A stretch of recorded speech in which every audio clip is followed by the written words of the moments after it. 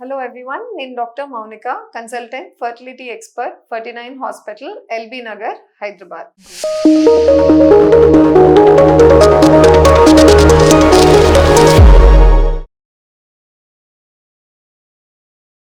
ఇప్పుడు IVF treatment లో కవల పిల్లలు ఎక్కువ వస్తూ ఉంటారండి. నాకు ఒక కపుల్ చెప్పారు నాతో ఈ మాట. వాళ్ళు ఏమన్నారంటే, నేను అన్నాను వాళ్ళకి ఎంబ్రియో ట్రాన్స్ఫర్ మీకు పాజిటివ్ వచ్చిందండి, కంగ్రాచులేషన్స్, ఇవాళ స్కాన్ లో చూశాను ట్విన్స్ కవల పిల్లలు కనపడుతున్నారు అని చెప్పాను. కానీ వాళ్ళ రియాక్షన్ చాలా మిక్స్డ్ గా ఉండే. అంటే అది హ్యాపీనెస్ అని చెప్పలేను, సాడ్నెస్ అని చెప్పలేను. సో వాళ్ళు ఏమన్నారంటే, ఫస్ట్ థింగ్, అవునా మేడం, కవల పిల్లలు అన్న వెంటనే మా ఊర్లో అందరూ ఇది ఐవీఎఫ్ ట్రీట్మెంటే అయి ఉంటుంది, అందుకే కవల పిల్లలు అయ్యారు అని అంటారు అని చెప్పేసి వాళ్ళు అన్నారనమాట. అంటే ట్విన్స్ ఉన్న ప్రతి కపుల్ కి ఈ కాలంలో ఫస్ట్ థింగ్ మనం అనుకునేది ఏంటంటే, వీళ్ళు ఐవీఎఫ్ ట్రీట్మెంట్ ద్వారా వెళ్ళుంటారు, అందుకే కవల పిల్లలు ఉన్నారు అని అనుకుంటూ ఉంటారు. అలా కాదండి. కవల పిల్లలు అన్నది ట్విన్స్ లేదా ఈవెన్ ట్రిప్లెట్స్ ఇవన్నీ న్యాచురల్ గా కూడా జరుగుతుండొచ్చు. ఎందుకంటే న్యాచురల్ సైకిల్స్ లో కూడా లేడీస్ కి సమ్ టైమ్స్ ఒక ఎగ్ బదులు 2 eggs పెరగడము, లేదా ఒక ఎగ్ తో కణం కలిసి తయారైన పిండం 2గా విభజించి ట్విన్స్ లాగా తయారవ్వడం కుదురుతుంది. న్యాచురల్ లో కుదురుతుంది, చిన్న ట్రీట్మెంట్ టాబ్లెట్లతో కుదురుతుంది, ఐయుఐ లాంటి ట్రీట్మెంట్ లో కుదరచ్చు, ఎస్ డెఫినెట్లీ ఐవీఎఫ్ లో కూడా కుదరచ్చు. ఐవీఎఫ్ లో ఎందుకు పర్టిక్యులర్ గా కొంచెం ఈ మల్టిపుల్ ప్రెగ్నెన్సీస్ ఎక్కువగా చూస్తాము, ఇది ఫ్యాక్ట్ అండి, నేను డినై చేయట్లేదు, నిజమే. ఐవీఎఫ్ లో కొంచెం మల్టిపుల్ ప్రెగ్నెన్సీస్ ఇన్సిడెన్స్ ఎక్కువ ఉంటుంది.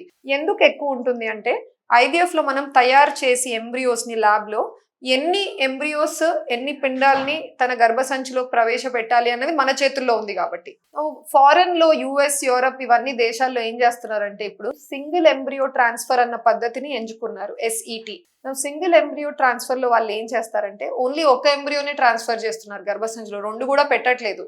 ఎందుకు అలా చేస్తున్నారు? బికాజ్ వాళ్ళు ఒక ఎంబ్రియోనే ట్రాన్స్ఫర్ చేస్తే అతుక్కునే అవకాశం ఒకదానికే ఉంటుంది, ఫ్యూచర్ లో ప్రెగ్నెన్సీలో రిస్క్ ఫ్యాక్టర్ తక్కువ ఉంటుంది అని చెప్పేసి. ఇప్పుడు ట్విన్స్ అన్న వెంటనే మంచి న్యూస్ కదా, డబుల్ హ్యాపీనెస్ కదా, నిజమే, true. But it also comes with double stress and double effort అండి. ఎందుకు అంటే, ట్విన్స్ ఉన్న వాళ్ళ ప్రెగ్నెన్సీ మార్జినలీ ఎక్కువ డిఫికల్ట్ ఉంటుంది సింగిల్ బేబీ కంటే.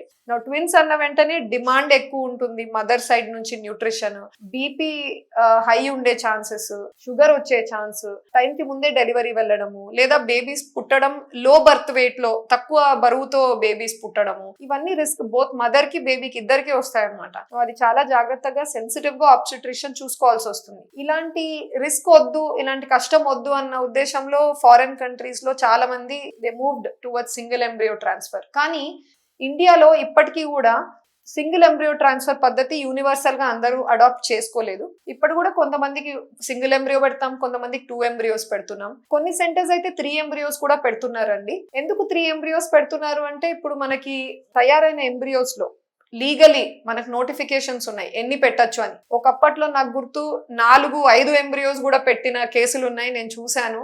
ఇలా చేయడం తప్పండి.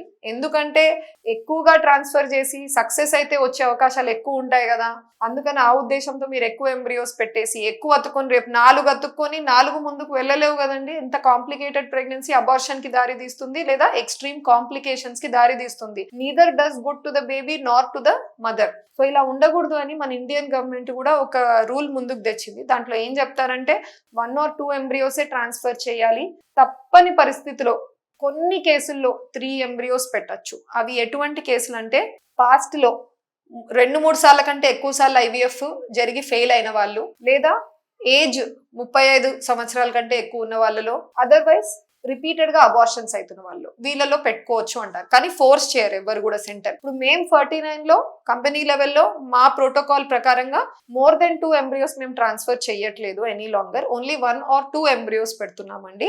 అండ్ ఇంతకు ముందు సిజేరియన్ అయింది, ఆల్రెడీ కిడ్ ఉన్నారు, లేదా 2 సిజేరియన్లు అయ్యాయి, మళ్ళీ ప్రెగ్నెన్సీ కావాలనుకుంటున్నారు, ఇలాంటి వాళ్ళకైతే నా సజెషన్ సింగిల్ ఎంబ్రియోతో వెళ్ళడం బెటర్.